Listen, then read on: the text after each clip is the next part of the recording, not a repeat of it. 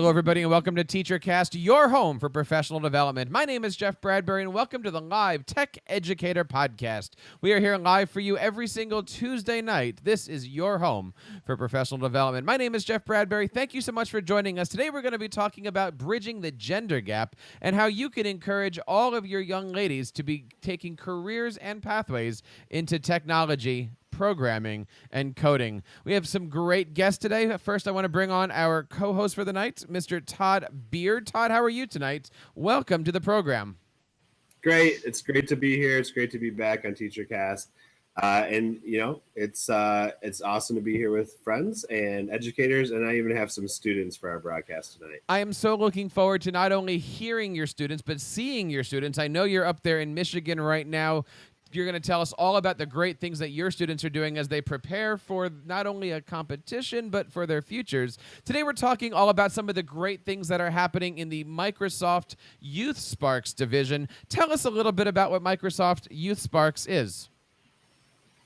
Yeah, so I think it's more talking about why YouthSpark than what. So we have a problem in that we have a huge disparity in computer science offerings. Some people are surprised when we say that there are less computer science classes offered now than there were 20 years ago. And people are like, what? That can't be true, but it is true.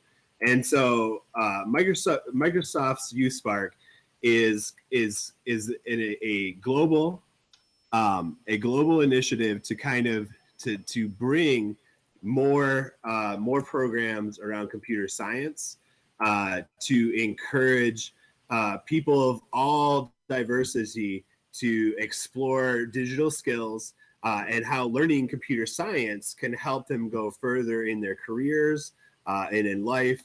And a lot of stuff is just to develop a love for computer science and for all the things that we do with technology, and not to just be consumers, but to make our students see and appreciate what it's like to be a producer, right? To be the maker of the coolest app, to work with a team of individuals to be able to solve a problem using technology. So when we think about why do we need programs like YouthSpark, it's to solve all of the above.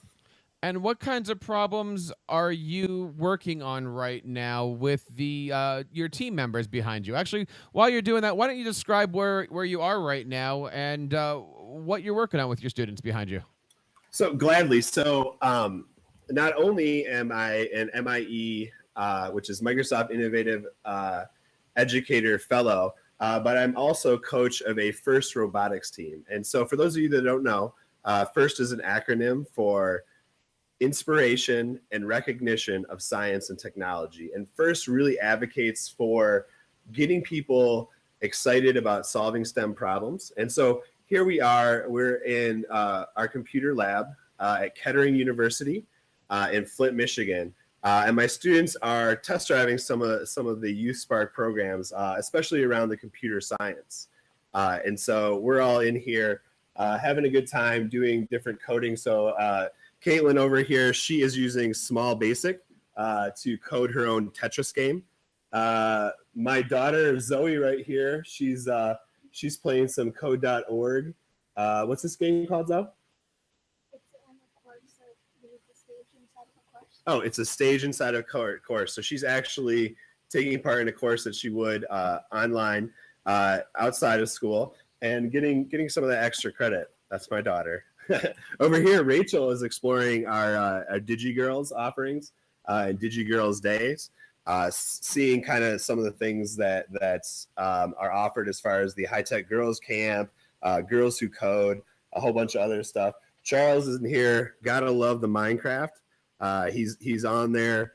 Looks like he's at level 10. He's got a few more levels to go to finish his hour of code.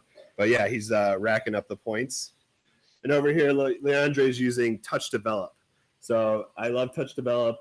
It was actually a language created by Microsoft to solve the problem of what do I do in between the Blockly style that Zoe and Charles is doing before I get to maybe the JavaScript or a C++ style coding where it's all text-based. So in Touch Develop, Leandre can click on the code and be able to write kind of real-world code, as you can see there, without having to know the entire syntax. But then he's developing those fundamentals when he moves on to the next level for a more of a text-based language.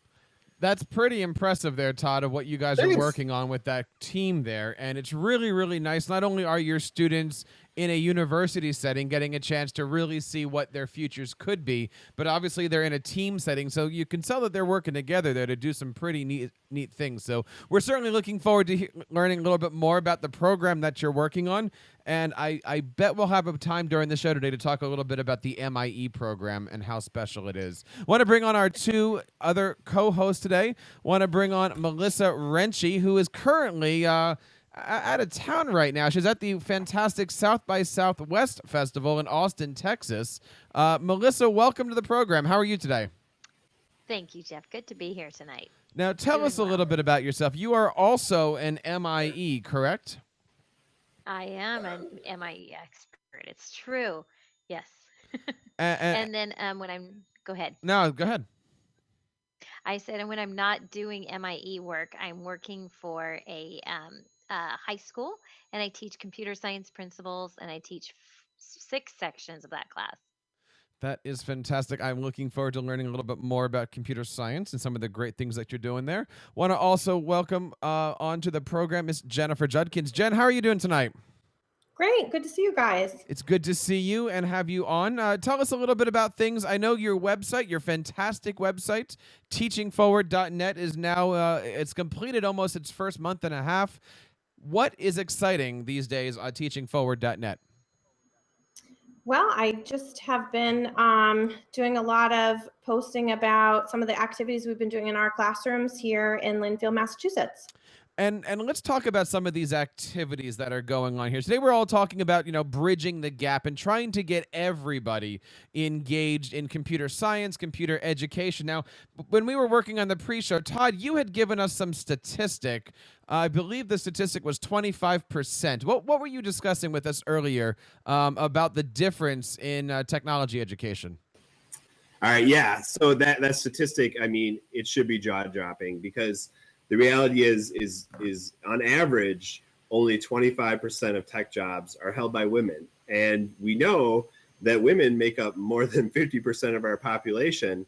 So the reality is we have a gender gap that exists. And, it doesn't just start in the workplace. Girls begin to opt out of STEM subjects as early as 4th grade. So one of the things that we want to know is, how does this play out in your school? Do you see fewer girls pursuing STEM topics?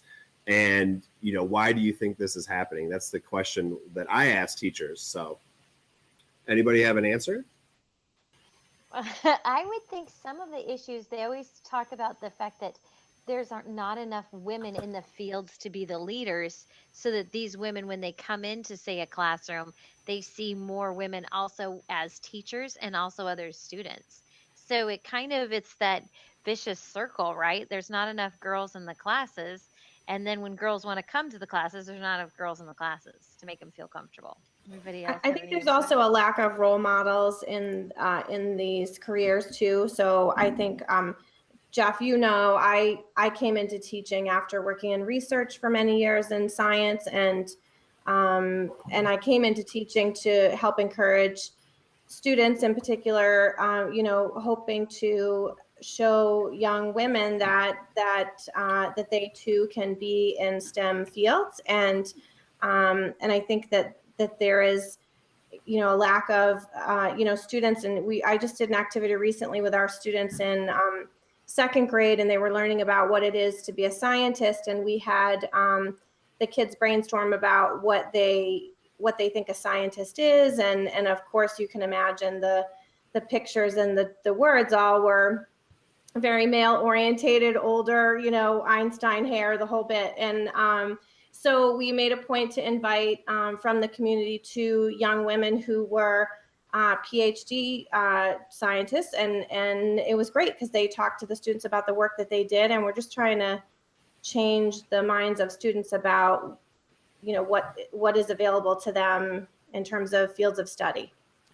Now, when we're looking at technology education or the careers, I guess I'm still alarmed by what Todd just said. By fourth grade, we're finding young women are dropping out of the STEM subjects. But if you're looking at STEM, it's science, technology, engineering, arts, math.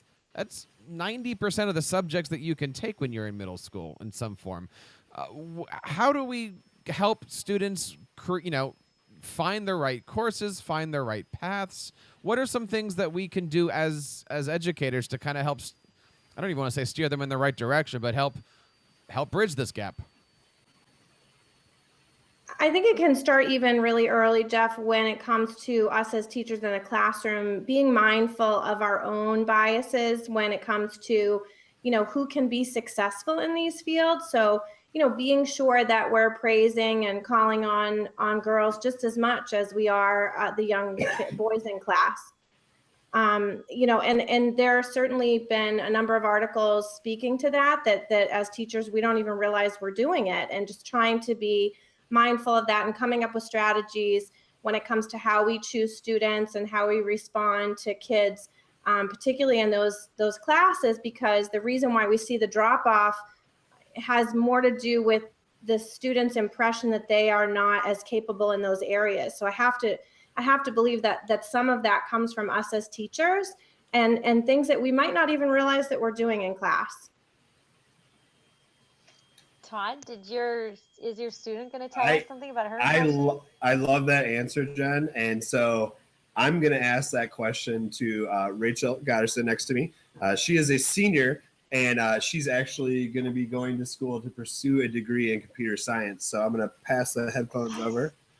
So, Rachel, the question is how do we get more females involved in the STEM subjects? As teachers, from a student to teachers. I think that just encouraging that it's a all-around thing for all students in general would be a great thing, because for myself personally, like when I joined into the first robotics program to do programming and work with the engineering, the biggest thing for me was that it was an opportunity for me to meet other people and be on a team where we all work together, and not just us, but other teams as well. And when I joined in, there was like no issue at all. Like there's just so many accepting people, so many people that are willing to help you out. And I think like promoting that within our schools to show that it's not gender exclusive, it's not biased in any way. Like sharing experiences and encouraging the fact that it is something for everybody, and it's an opportunity to make friends with all kinds of different people is some of the biggest things that can help with that. Yeah, I think that's great. So that's on one side of the spectrum. In TechEx class, our teacher kind of makes it fun for everyone. So sometimes there's certain things the girls like more than others, and so she makes it fun for everybody. What are the things they like more than others? Not all girls, but some of the girls, like they have their own personality, so they like different things, and so she makes it fun for everybody. Okay. Sometimes, like if we're doing, like if we made packages for things to ship, so she told us that everybody could bring their own things, so that we could all make our own projects how we want them to be. Okay. So, I mean, it sounds to me from like listening to both of them that really the secret is just, doing things for personal education, personalizing the education for students, making everyone feel like they can belong, and, having those opportunities available. I know Zoe and Rachel are fortunate to be in schools where they have these opportunity, and that the reality is that is not a true story for a lot of our girls across this country and especially across the world. So my question is, as a senior, are you finding that it's easy to get scholarship opportunities or learn about opportunities, or are you seeing, engineering for women scholarships that are out there? Or, I'm trying to think about incentives for helping to bridge this gap here. Have you looked into scholarships at this point for next year? As far as I've seen, there hasn't been a whole lot of scholarships specific to women as far as engineering goes. It's usually just general engineering degree, scholarships or otherwise, which even so, they're kind of hard to find in general. I think there's a lot of things that are going on right now that are motivating and fun, to go with what Rachel and what Zoe was saying, keep something going, but also keep it fun. Now, Todd, I also noticed that in your room there, you have people doing hour of code work, and you've also got people playing on Minecraft. Now, for anybody who's out there listening live, we are going to be having 2 weeks full of Minecraft coming up here on our Salute to Microsoft March here. But let me pass this around to the panel here. Talk to us a little bit about what Minecraft has done, not only for the elementary and middle school students, but also to help bring in more of a female attraction into computer science. Well, if I can add something into there, use Minecraft this year as an opportunity for our students to be leaders. So half of my students who were leaders were actually girls leading this problem-based learning unit in Minecraft. And so that's one of the things we're doing to kind of bridge the gap, is we're bringing our students on as kind of tech leaders that are going out into the middle schools and elementary schools. And so they brought Minecraft into an elementary school and did a 5-week problem-based learning unit. That's pretty cool. Yeah. Todd, who do we have with us here? This is Charles. Charles has been on our robotics team since he was a freshman, and so he is captain of the team currently. And so I know I brought some female voices on there to talk about their experiences with women STEM. But what it comes down to is it's up to all of us, right? So as male students, I'm going to ask Charles if he's in a club or a class where there are typically a lot more boys than girls. What can the guys do to make the girls feel comfortable or included? Jen, as a tech coach, if you're walking into a room and you're coaching with the teacher or you're working with the teacher, and you're seeing an overabundance of boy hands going up as opposed to girl, how do we work with our teachers to make sure that we're either 50-50 answering questions or creating activities that everybody feels comfortable participating in? I think there are lots of answers to that, Jeff. One of the easy things to do is to, if you're talking about an in the moment problem like that, is to just let a student know that you're going to be calling them on them next, to give them a heads up. And, that's just a good strategy so that kids aren't feeling ambushed. But I think that we're really making a lot of progress now just in terms of introducing coding and really plugging the importance of hands-on science with the next generation science standards. I think there really has been a major shift in thinking, and I am really hopeful and really positive about how things have been changing.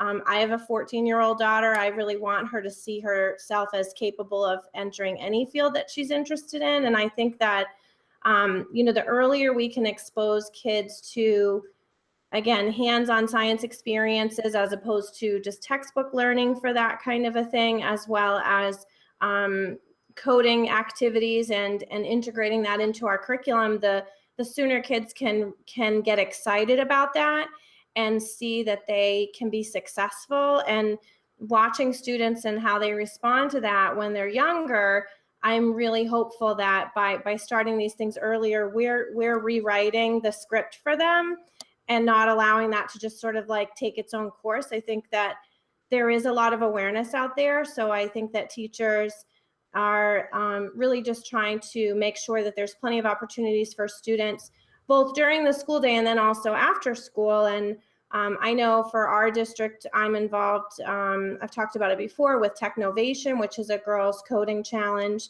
that has, students both exploring entrepreneurial skills and also coding apps. And so I think that there's lots of ways that we can plug students in, and as the student that was speaking earlier suggested, we do want to be thinking about the activities that we choose, and that they are activities that will interest boys and girls. And again, I think there's more and more out there that's available to us as teachers that wasn't available before, that fits that bill, that is of high interest to all students.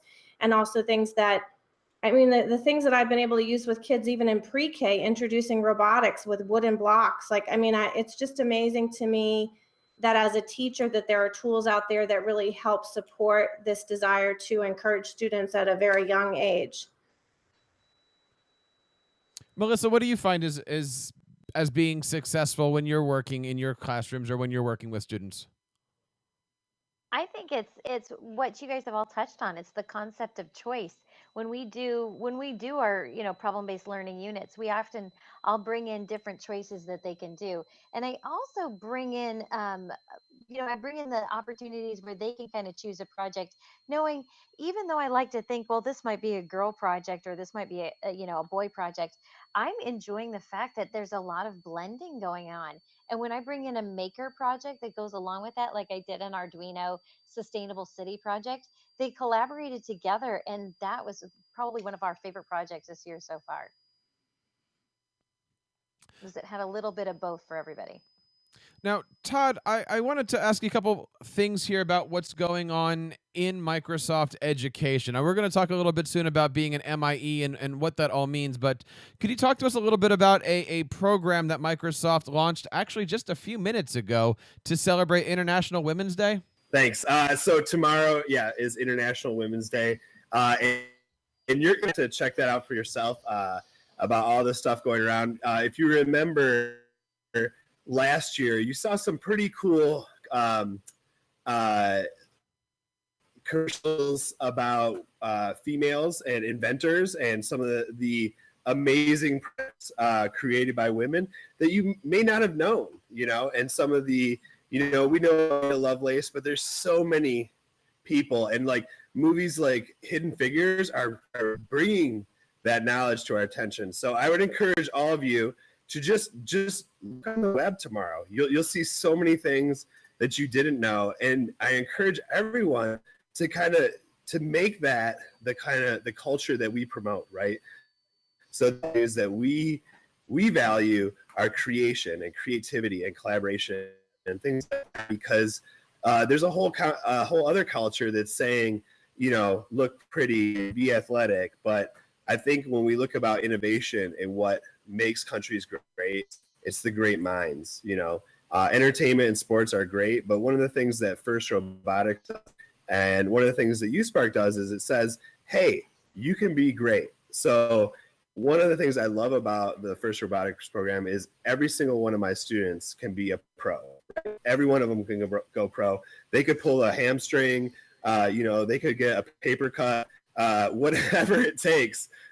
They can still be a professional and pursue their dreams, and I love that about the sport. My favorite experience was, I had a team that was very male heavy, and, we found the valedictorian, and she was a junior at that time, on her way to being valedictorian. And I told her, I was like, listen, you're not special. And she was kind of confused because, her whole life, everyone said she's so smart and this and that. I said, you know what? You're a leader, and I need you, because I need you to show other girls that this is going to be something that'll be great for them. Because you know what? There's someone on the National Honor Society, someone that's class president, someone that's straight in every single school across the state. And then I asked her what college she wanted to go to. And mentioned a pretty top one. I said, oh, well, now you got to compete against everyone in the whole country. And I said, you know what? Everyone's going to have those same attributes on their application, but you know what? You're going to differentiate yourself. You're going to have on your college application that you were captain of our first robotics team, and it paid off. She got a full ride scholarship, and she's actually pursuing, she wants to be a neonatal surgeon. So it just goes to show you, you don't have to go into engineering to be in love with computer science and to be someone that's drawn to the activities from, First Robotics. Guys, I want to say thank you so much for coming on the show today. Definitely check out all the great stuff happening over at Microsoft YouthSpark.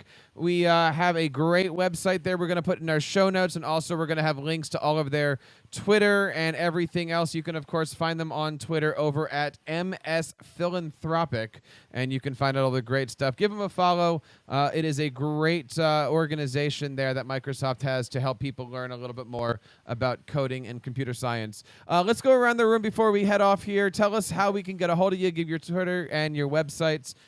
Melissa, let's start with you. Wrenchey, WRENCHEY. It's my Twitter handle. Instagram. Oh, that's it. Excellent. Todd, how can we get a hold of you? I'm at Teacher Beard, like the hair on my chinny chin chin, and my last name. So if you go to edutainmentteacher.com, you will see a lot of my student work, my beliefs on pedagogy, a lot of things dealing with gamification, robots, to just having fun while learning. And I call that edutainment. And also, if you want to find out about all these programs that the students were doing here, a great link is youthsparkhub.com, and that will take you to all the programs that are free through the YouthSpark initiative.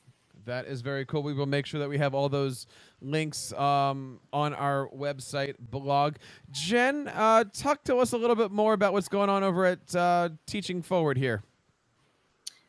Well, been busy with conferences. It's spring conference season, and I was presenting last Friday, and I have another conference this Friday. So it's just a busy time of year but it's nice to be connecting with lots of teachers in my area. Where can we find you on Twitter? I can be found at Teaching Forward, and then my website is teachingforward.net. And definitely check it out. It's as we go through the school year, and I know I'm trying to help out my teachers as a tech coach. Teaching Forward is one of those first sites that I always go to. It is the first site, Jen. The first site that I go to check out all the great stuff. And definitely, like I said, Jen, it's the first site that I go to.